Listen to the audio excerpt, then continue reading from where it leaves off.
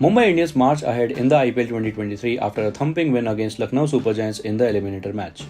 MI will now be playing Gujarat Titans in the second qualifier. The Rohit Sharma-led side defeated LSG by 81 runs to clinch a phenomenal win. Batting first, Mumbai Indians lost a couple of early wickets, but Cameron Green, who scored 41 of 23, and Suryakumar Yadav, who struck 33 of 20, kept the side in control.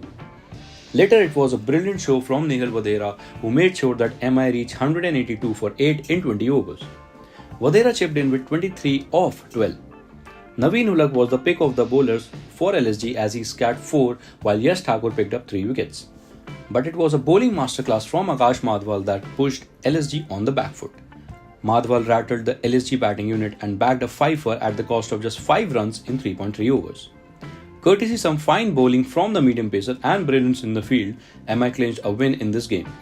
For LSG, it was Marcus Stoinis who top scored with 40 of 27, but his efforts went in vain as the side was knocked out of the tournament. CSK have already made it to the finals of the tournament, while the winner of the match between MI and GT will make a place in the title clash.